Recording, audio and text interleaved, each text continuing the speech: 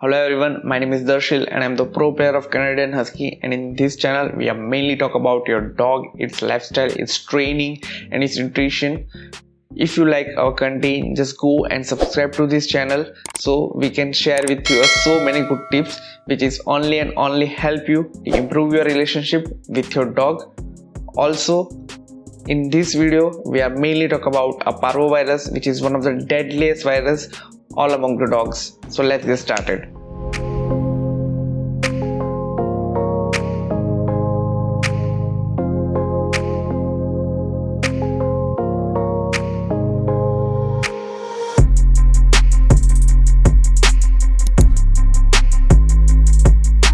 So the few days ago, the Himalayan Husky channel uploaded a video about this parvovirus as well.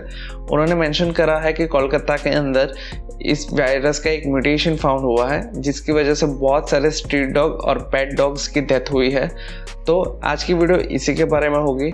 बस एक ही request है कि video पूरी तरीके से देखना, कहीं पे भी स्किप मत करना, क्योंकि इसके साथ आपके डॉग की लाइफ और डेथ दोनों जुड़ी हुई है और यहाँ से आपको बहुत सारी अच्छी इन्फॉर्मेशन मिल जाएगी जिससे आप अपने डॉग को इस हालत से बचा सकते हो।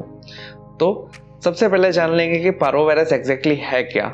तो नॉर्मल लैंग्वेज में या फिर और सिंपल लैंग्वेज में अगर बात कर ले तो जैसे कि हमारे यहाँ पे अभी कोरोना से हम लोग अफेक्टेड है और कोरोना के अभी तो वैक्सीन भी आ चुकी है, तो we are like safe side, but parvovirus की किसी भी तरीके की वैक्सीन नहीं है। और सिंपल लैंग्वेज में कहे तो पार्वोवायरस डॉग का कोरोना ही है और इससे बचना ऑलमोस्ट नामुमकिन है अगर आपका डॉग की फाइटिंग स्ट्रेंथ बहुत ही वीक है तो, या फिर आपका डॉग बहुत ही वीक है तो।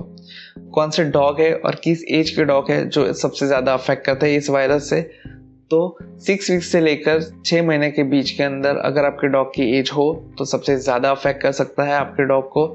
दूसरी चीज़ है इसके अंदर कि स्पेसिफिक ब्रीड्स है, जैसे कि जर्मन शेफर्ड है, लैब्राडोर है, रॉटवीलर है, या फिर अमेरिकन बुली है, या फिर कुछ ऐसे डॉग्स हैं जिसको सबसे जल्दी से ये वायरस अफेक्ट कर सकता है। तो इन ब्रीड के डॉग अगर आपके पास हो सके तो इतना प्रिवेंट कर लो और हो सके उतना अपने डॉग को एक सेफ एनवायरनमेंट में रख लो, क्योंकि इस वायरस का हमारे पास अभी भी किसी भी तरीके की वैक्सीन नहीं है। मैं बार बार बता रहा हूँ आप लोगों को। अब समझ लेंगे कि किस तरीके से एक डॉग से दूसरे डॉग के अंदर ये वायरस ट्रांसफ़र हो रहा है।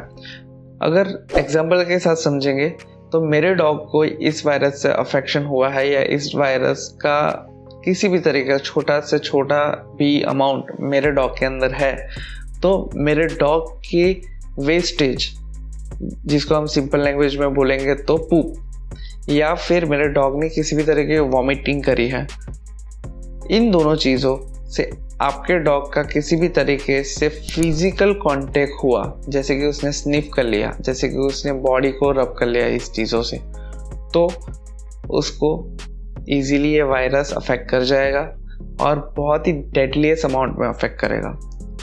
अब सिम्टम्स किस तरीके से है, तो सिम्टम्स के अंदर सबसे पहले और सबसे इजी वे में अगर हम फाइंड करें जो जल्दी से पकड़ में आ जाता है तो वो है कि आपके डॉग को वॉमिटिंग और डायरिया दो चीज़ें एक साथ में स्टार्ट हो जाएगी। बट सबसे पहली चीज़ जो होती है वो ये है कि सबसे पहले आपके डॉग का बॉडी टेम्परेचर बढ़ने लगता है। एक अमाउंट के अंदर वो कंटिन्यूस बढ़ता रहता है। एक बार बढ़ना चालू हो जाए फिर दूसरी चीज़ होती है कि आपका डॉग खाना छोड़ देगा। धीरे धीरे जैसे जैसे टेम्परेचर बढ़ेगा, जैसे जैसे उसको फीवर होने लगेगा, वैसे वैसे वो खाना भी छोड़ देगा। ये दोनों चीज़ें कंप्लीट होने के बाद जाकर आपके डॉग को वॉमिटिंग और डायरिया दोनों चीज़ें एक साथ होगी। और लास्ट में सबसे एंड मोमेंट के अंदर ऐसा हो जाएगा कि आपके डॉग के वॉमिटिंग और जो वेस्टेज वो निकाल रहा है, जो डायरिया उसको हुआ है, उसके साथ ब्लड भी बहना चालू हो जाएगा। एक बार ये सारी फेजेस कंप्लीट हो जाए उसके बाद सडनली आपके डॉग की बॉडी टेम्परेचर गिरता जाएगा और इवेंचुअली उसकी डेथ हो जाएगी। तो ये बहुत ही डेडलीस्ट चीज़ है और मैं या फिर आप, जो कोई भी बंदा अपने डॉग को प्यार करता है, जो कोई बंदा उसे एज अ पेट को छोड़कर एज अ फैमिली मेम्बर के तरीके से ट्रीट कर रहा है, उसके लिए ये बहुत ही बुरा और बहुत ही गंदा मोमेंट हो सकता है, क्योंकि we are not wanted to lose someone which we love. तो आगे बात करेंगे कि अब किस तरीके से हम अपने डॉग को सर्वाइवल के लिए रख सकते हैं। I am not talking about the prevention here, I am talking about कि सर्वाइव कैसे करवाना है। अब हो गया है तो होने के बाद का क्या सिचुएशन है। तो सबसे पहली चीज़ है, अगर आपको ये सारे के सारे सिम्टम्स दिख रहे हैं अपने डॉग के अंदर, तो किसी भी वेटेरिनियन, सर्टिफाइड वेटेरिनियन की बात कर रहा हूँ, किसी भी पेट शॉप ओनर के पास मत जाइएगा। सर्टिफाइड वेटेरिनियन है उसके पास जाइए। उसके पास जाकर आपके डॉग को जो कुछ भी वो ट्रीटमेंट बोल रहा है वो ट्रीटमेंट को पूरी तरीके से फॉलो करना है। हम ऐसा नहीं करेंगे कि एक वेटेरियन के पास गए, फिर दूसरे के पास चले गए, फिर तीसरे के पास चले गए। हम उसकी लाइफ के साथ नहीं खेल सकते। दूसरी चीज़ ये समझ लो कि इसकी किसी भी तरीके की वैक्सीन नहीं है, तो आप कुछ भी इस तरीके का पागलपन मत कीजिएगा डर के। सबसे पहली चीज़ है वो आपके डॉग की इम्यून सिस्टम को ही स्ट्रॉन्ग करने के लिए सारे प्रिस्क्रिप्शन देगा, जैसे कि एंटीबायोटिक्स है, विटामिन्स है, एंटी एसिड्स है, ऐसी मेडिसिन्स वो प्रोवाइड करेगा जिससे आपके डॉग की इम्यून सिस्टम चालू रहे। क्यों? क्योंकि अगर आपके डॉग ने इस टाइम के अंदर सर्वाइव कर लिया तो वो खुद एक एंटीबॉडी क्रिएट करेगा जिससे वो इस वायरस से खुद को बचा सके। दूसरी चीज़ है, अगर आपको बोला जाए कि डॉग को एडमिट कर दो, बेझिझक कर देना, क्योंकि वो उसके साथ उसकी फ्लूइड ट्रीटमेंट स्टार्ट कर देंगे। अगर बहुत ही वर्स्ट केस है तो फ्लूइड ट्रीटमेंट स्टार्ट हो जाएगी। तो इन दोनों चीज़ों के अंदर हमें पेशेंस के साथ जो कुछ भी डॉक्टर्स बोल रहे हैं उसको फॉलो कीजिएगा।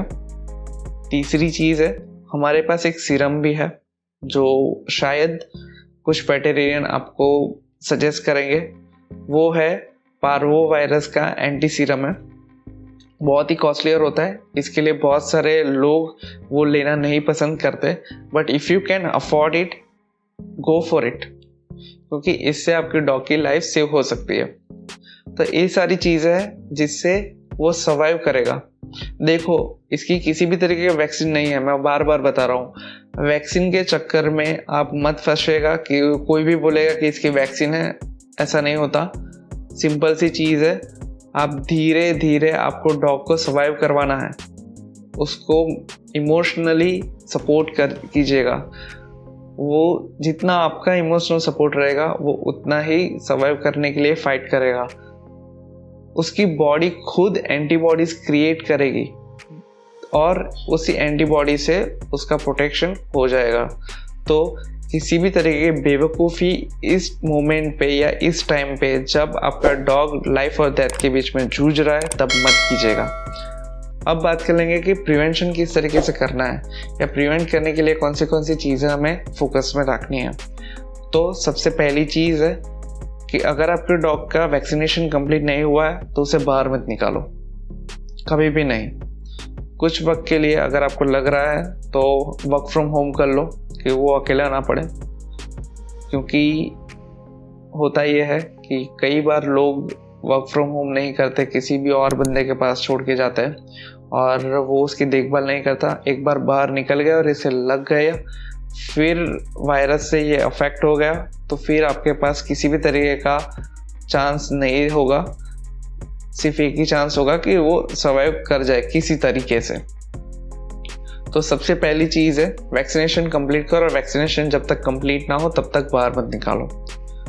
दूसरी चीज़ है कि अगर डॉग बड़ा है या फिर आप उसको वॉक के लिए लेकर जा रहे हो, एवरीडे वॉक तो हर एक डॉग को ज़रूरी होता है दिन में 2 बार, बट अगर आप उसको वॉक के लिए लेकर जा रहे हो तो थोड़ा कॉन्शियस हो जाओ वो किस जगह पे स्निफ कर रहा है, क्या कर रहा है, किस तरीके से कर रहा है। उसका स्निफिंग सबसे पहले रुकवा दो, जितना भी हो सके उतना स्निफिंग रुकवाने की कोशिश करो, क्योंकि स्निफिंग से वो जल्दी से अफेक्ट कर जाएगा। क्योंकि सिंपल लैंग्वेज में अगर हम समझेंगे तो हमारे यहाँ पे क्या होता है, एज ए ह्यूमन हम क्या करते हैं, आँख देन कान एंड देन नाक। हमारा इस तरीके का सिस्टम चलता है कि हम पहले आँख पे विश्वास करेंगे, देन कान और देन नाक।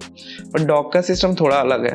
डॉग का सिस्टम उल्टा चलता है, नाक, कान और आँख। उसके सेंसेस नाक में सबसे ज़्यादा होते हैं और उसी जगह से पार्वो वायरस का एंटर होना बहुत ही ईजी है। तो सबसे पहली चीज़ है उसका स्निफिंग रुकवा दो।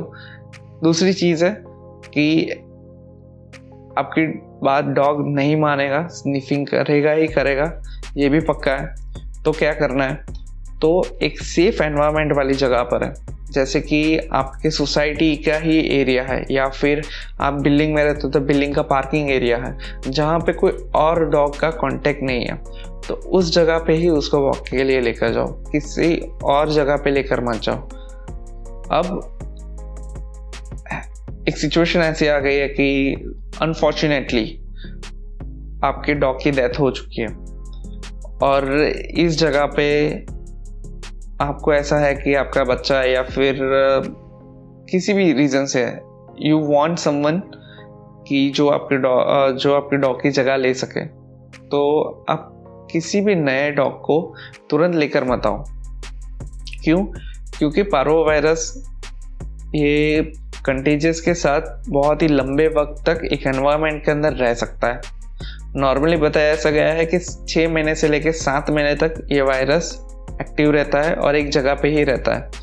तो हो सके तो 6 से 7 महीने तक कहीं पे भी आपके घर के किसी भी एरिया में या फिर आपके घर में भी डॉग को लेकर मत आओ। दूसरी चीज़ ये है कि जिस जगह पे आपकी डॉग की डेथ हुई हो तो उस एरिया को जितना क्लीन कर सकते हो उतना ज़्यादा क्लीन करो, क्योंकि वहाँ पे वायरस का सबसे ज़्यादा अमाउंट होगा। यही था पूरा का पूरा इंफॉर्मेशन।